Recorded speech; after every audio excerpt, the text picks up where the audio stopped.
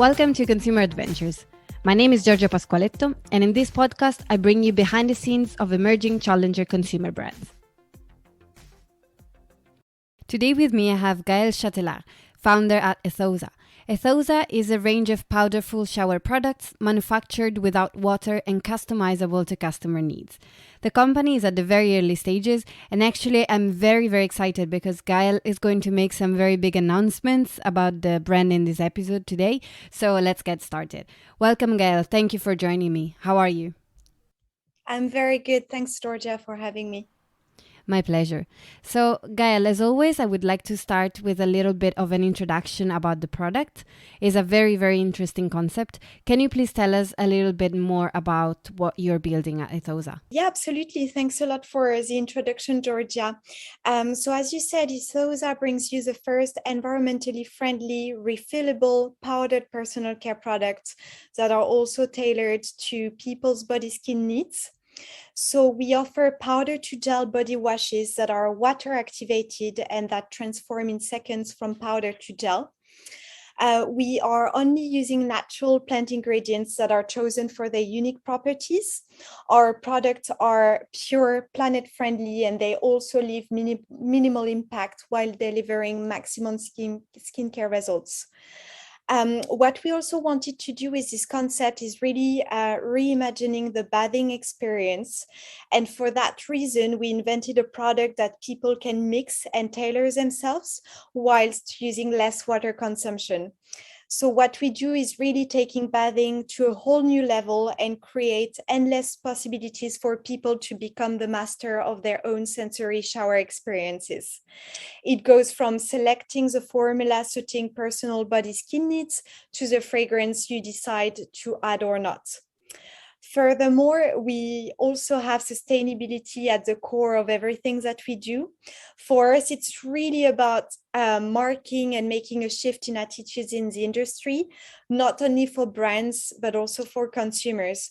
What we think is that we really need to work together to make things more sustainable, and that we need to keep striving to lessen our impact collectively.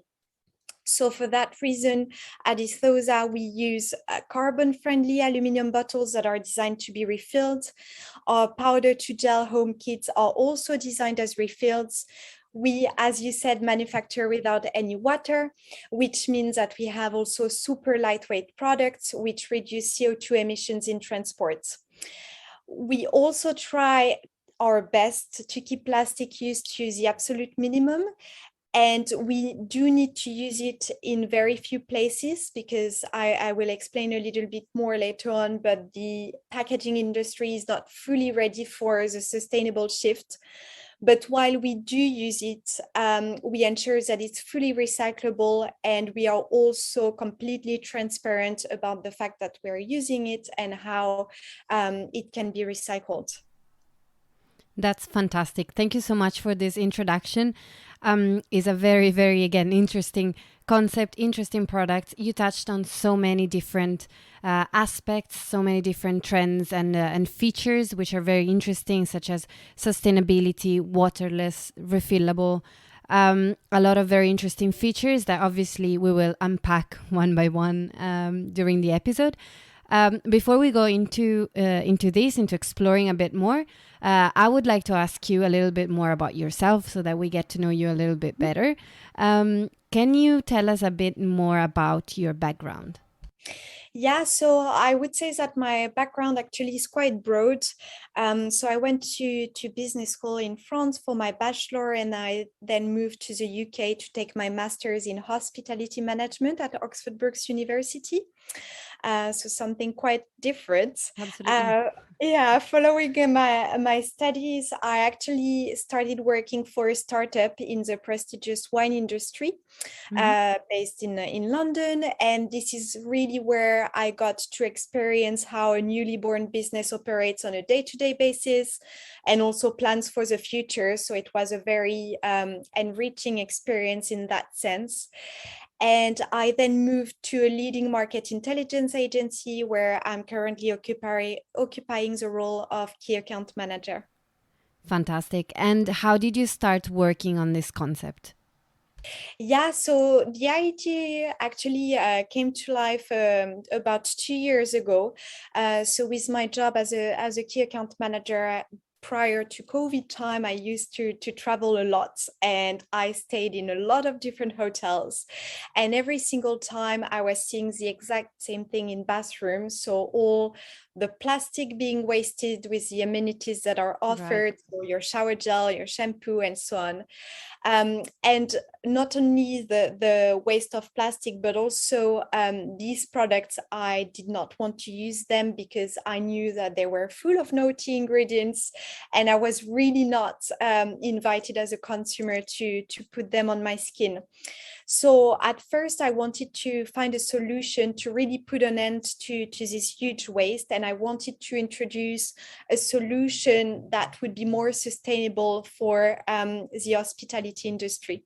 But then COVID happened. So Yeah. it kind of stopped the project for some time because the business model I felt was not really suitable for the time. However, COVID like enabled some new opportunities, and notably the need for people to take care of themselves, to have experience that they can have at home, because obviously we were all in lockdown. So this really inspired me to actually create a do-it-yourself concept, which would involve some wellness, some self-care, and also this experience at home, while being as sustainable as we can be, to also protect our planet and our skin and health. Absolutely. I know that nature as well is a big part of your life, of your childhood, right? Yes, absolutely. So I come from a very small village in the French Alps. So I have spent so much time outdoors when I was a child, and I really have a strong connection to nature. So obviously, seeing what is happening to our planet is really hurting me. So this is why it's also, yeah, a personal challenge, and something that I really want to act upon. Very, very interesting. Thank you for sharing that. So, Gael, why don't we start now to unpack a little bit these features of your concept? I would like to start with the waterless side of things. Why did you decide to go for a waterless solution?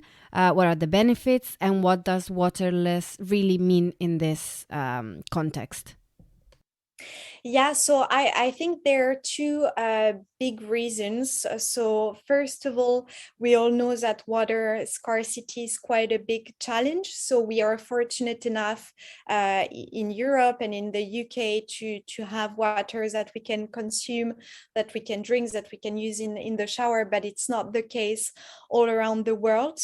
And we also know that by 2025, there will be a huge lack of water in many places around the world. So I think it's really time to introduce new solutions that enable to consume less water. While obviously it's a shower product, so it's not possible to not use water at all, because you still need to rinse yourself and to activate the product. But it is possible to remove the water from the manufacturing process, and Right. this is what we are working on.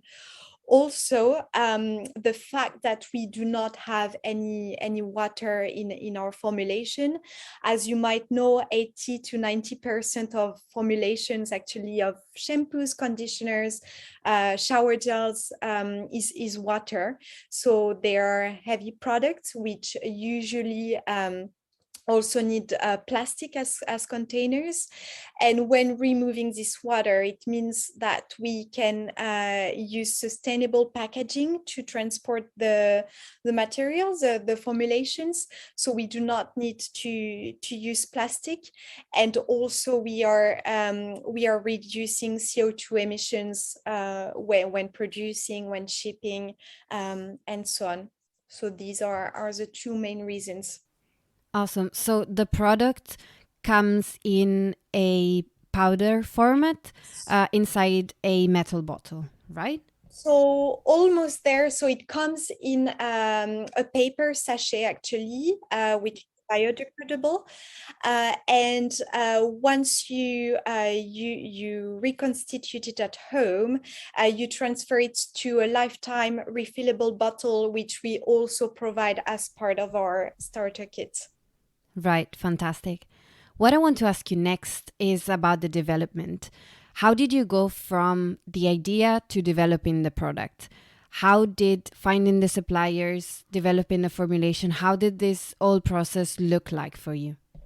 Yeah, absolutely. So obviously, I do not have any experience in coming up and in R&D or in creating products my own. So I needed to surround myself with a team quite early on. So once I kind of fine-tuned the concept and knew what I wanted to create, I started looking for potential laboratories that could help us to develop the concept and bring it to life. So I started speaking to different potential partners. So it took quite a bit of time because I really wanted to select actually a partner that would share our ethics. Um, but I ended up finding an independent company which is specializing in natural beauty in the UK, and we started the collaboration. Actually, one quick anecdote about that. So when we started, because it's such a groundbreaking concept, the laboratory has never heard of the possibility to actually create powdered shower products. Mm. So they did not know whether we would have a successful outcome or not when we started. So we went kind of like blindly into it. But after a couple of months of research development, they came up with a formula which is working perfectly. So that's very good. That's awesome. And that's also a very nice story, actually. Um, what I want to ask you is about the naturalness and the personalization aspects, which are very interesting as well. You mentioned essential oils, right? How does all of this come together? Yeah, absolutely. So, as I said at the beginning, we only use natural ingredients that are powered by plants. So our formulas are very few ingredients actually. We have three different formulas which have between 6 and 9 ingredients. Mm-hmm. Um, and we also offer on the side fragrances which are natural essential oils. However, our powders are fragrance free because we know that a lot of consumers have allergies or they do not necessarily like to have fragrance products. So that's why we are offering it on the side as an option, as an add-on. Right. Um, and our first blend, which is going to go to market, is composed of rosemary, eucalyptus, and bergamot. So it's a very herbal, energizing, but at the same time, relaxing scent. And this is something that you would add to your powder when you reconstitute your gel at home. Yeah. Coming to the launch of the product, I know that you have been doing some interesting activities around the launch. Can you tell us a bit more about that?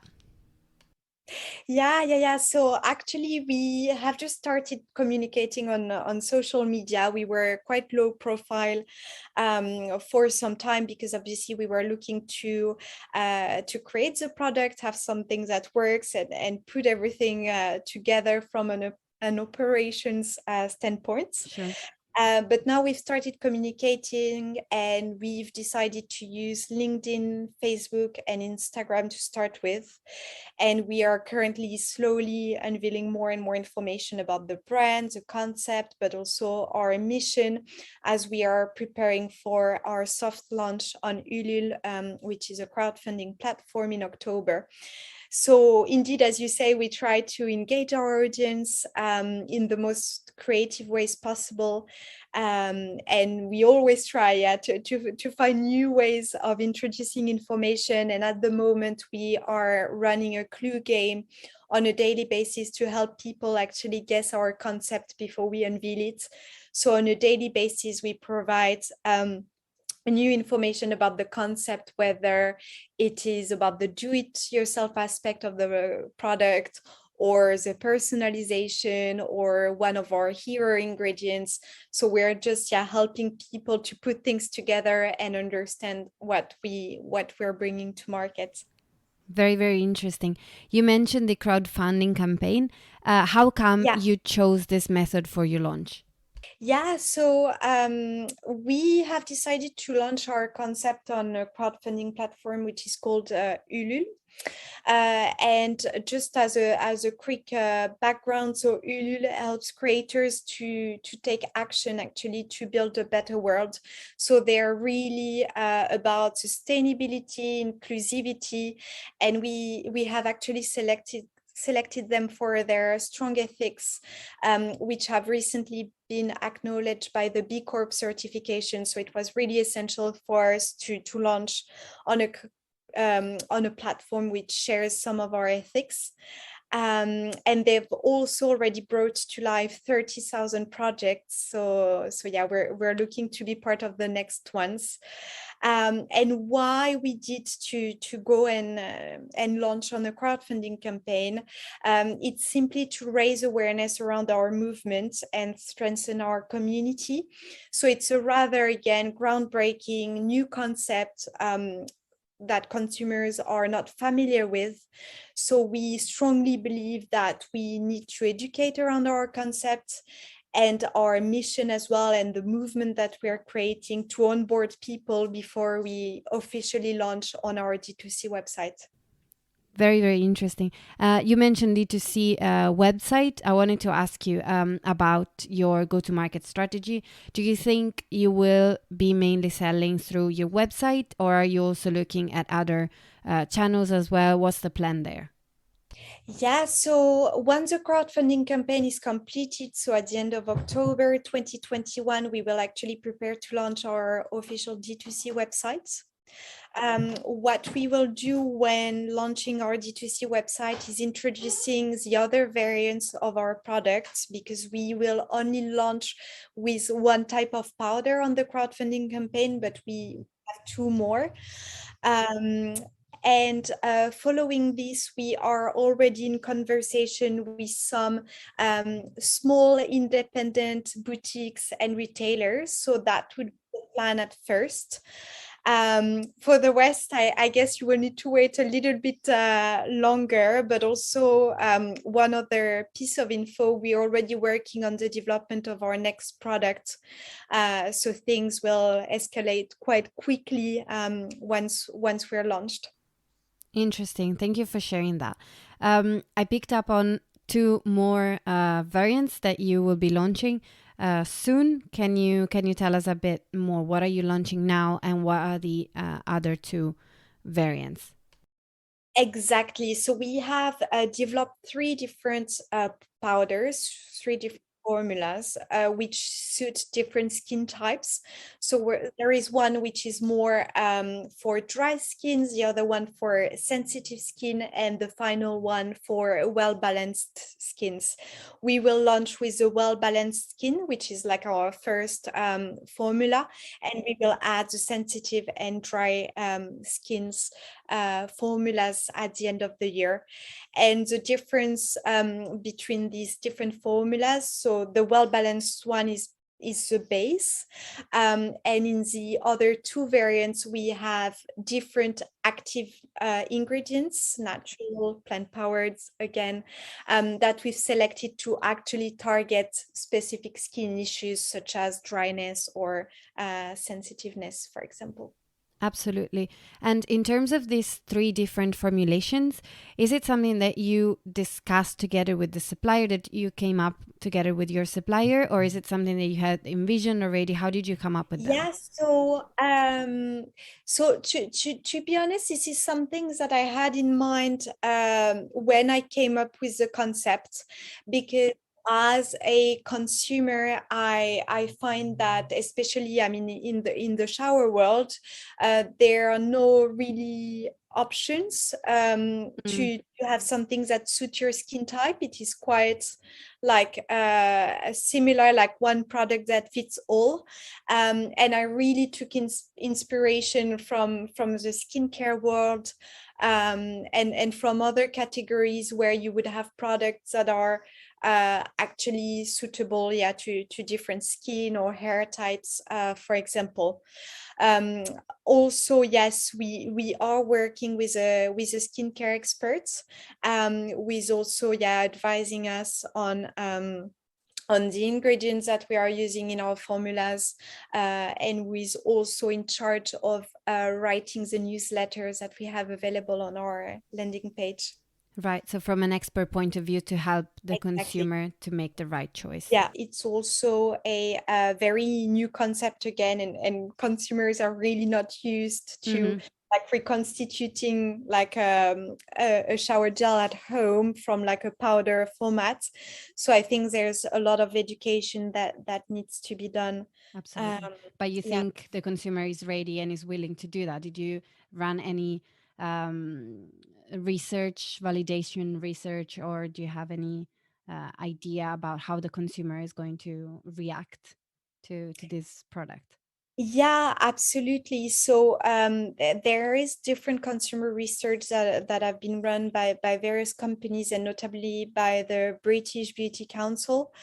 And actually, what you find is that, for example, 88% of the UK population want to be able to refill their cosmetics. So there's like a strong wish to have refillable formats.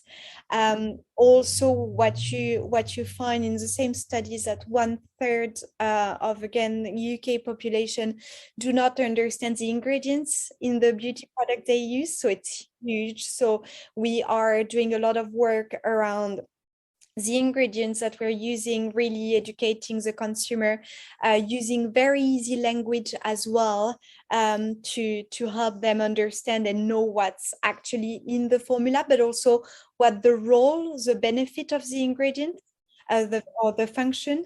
Um, and also, one really strong stat, from, again, the British Beauty Council, is that over 96% of UK consumers believe that their own actions can make a difference. So I think there is a strong wish from consumers, and they are ready to be onboarded in like more sustainable lifestyles, and they really want to act as well, to make a difference, and protect their planet, protect their health, and so on. Changing a little bit the topic, what have been the biggest challenges for you on your journey with Ethosa so far?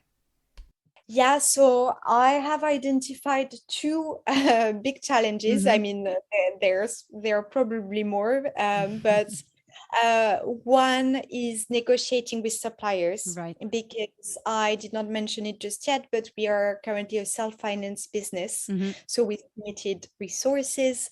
Therefore, we rely a lot on the partnerships we build, and also on the flexibility of our suppliers with MOQs, so Yeah. minimum order quantities, payment terms, and so on. So I think that's one of the biggest challenges, really, to um, get people on board, get people supporting the company, and enabling some easier, yeah, payment terms, or less initial quantity ordered. And so far we are very lucky, because all our partners have been really supportive. So that's great. The second challenge is, I'm full-time employed at the moment, so I have a full-time job. So it's really finding the right balance between this full-time job and creating the business, because obviously I work my hours, and then it's almost like I'm starting a second working It's day so in the evening, impressive what you're doing, and honestly. then yeah, so yeah, so that's intense. So I would say that the two biggest challenges that I've come across so far. Absolutely. As I said, it's really, really impressive what you're doing. And have you found some strategies or some solutions that are working really, really well for you and that you would like to share with us? Yeah, so I think what I've done since the very beginning is really turning to experts in their respective field. So I am fully aware that, yeah, there are many areas in which I have very little or no experience at all. And while I can self-teach myself a lot of things, most of the time it's not enough. So I really do not hesitate to reach out to people who have the right skill set, Mm-hmm. whether it's the people I'm working together with as freelancers, or even some people that have already been through this journey, some other entrepreneurs, just asking for a quick chat and just getting their view, getting a bit more information about their experience. Um, so I think, yeah, that's really key to turn yourself to experts in their respective field, because yeah, you can't know everything. Absolutely. And also, obviously, the time is limited. It makes a lot of sense. And for example, in your case, what aspects are you turning to experts for, and which ones are you taking on yourself? Yeah, that's a very good question. So to be honest, while I've come up with the concept, as I said, I've like really early on surrounded myself with a team of experts Mm-hmm. in their fields. So we've been working with brand experts, a graphic designer, copywriters in various languages, skincare experts, and I'm also very lucky to have the strong support of my partner, of my family.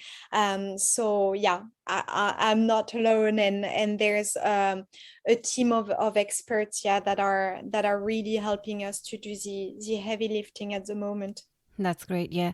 And who do you turn to for advice? Yeah, so in terms of entrepreneurs, so I have gone to the person I was working for before, Mm-hmm. who also had a startup in the Right. wine industry. So quite early on, just to get like his view, his thoughts on the concept and tweaking things a bit.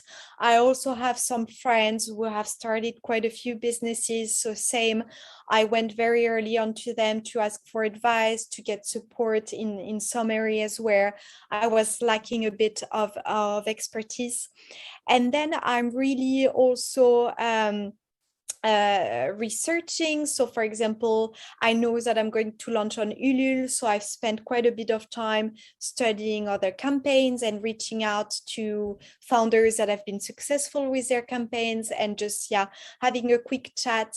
And it's really good because usually these people are super enthusiastic and they are very pleased to actually share their experience and also teach it to other founders. So that's been really good. Fantastic. If you were to give one piece of advice to somebody that is about to start their own beauty brand, especially alongside their job, what would you tell them? Yeah. So I think it's really about accepting that you can't do everything you wish you could, and learning how to prioritize, because really launching a business alongside a full-time job is challenging. Let's be honest. It's really stressful and intense. So it is, I think, really essential to also allow yourself some time off to recharge the batteries. So yeah, coming back to the fact that you really need to accept, yeah, that you can't be in all places. You need to prioritize, and yeah, just accept that you can't do everything straight away. Absolutely. That's a very good point. Very good advice. Do you have a principle or a motto that you run the company by? Yeah. So I think, and that was also a starting point, it's really be the change you wish to see in the world. So really, yeah, incarnating and acting upon things you wish that change, being the actor in a way, yeah, of what you wish to see changing. That's awesome. It's very inspiring, and it's also very inspiring everything that you're doing for the launch of this brand and the passion that you're putting into this project. I also know that the name itself is very close to the mission and to the values of the company, right? Yeah, absolutely. So actually, Ethosa stands for some of our brand values. So the E is for experience, because as I explained earlier, we offer this do-it-yourself experience, wellness, self-care, time at home. The T is for tailored, because again, we offer personalized product. So you can choose the powder depending on your skin type. You can also choose a fragrance that you prefer. The H is for honest, because we have transparency as one of our core values. So we share everything about our processes, how we work, how we operate, how we source, and so on. O is for only, because our concept is unique. S for sustainable, because as you've understood, sustainability is also at the core of what we do. So we try to really embrace it as much as we can. And A is for authentic, because again, we are very transparent, and we are using simple ingredients. So it's all about authenticity in what we are offering. Love it. Thank you so much. Such a meaningful name, and it sounds really well. So I really, really like it. So thank you so much, Gaelle. I have just one last question. If our listeners want to interact with you and Ethosa, where can they find you? Yeah, so we have a landing page, which is ethosa.co.uk, where you will find some information about the brand, our mission, about our story as well, and our blog with different articles that we've already been posting. And then we are present on various social media, so Instagram, Ethosa_UK, on Facebook under Ethosa, and on LinkedIn under Ethosa as well. Fantastic. Thank you so much, Gaelle. This was great. It was very interesting. Thank you for coming. And I wish you all the best for the campaign and for the launch as well. Thank you very much. Thank you very much, Georgia. And thank you, everybody, for listening. If you like, make sure you subscribe and you spread the voice. And I'll see you in the next episode.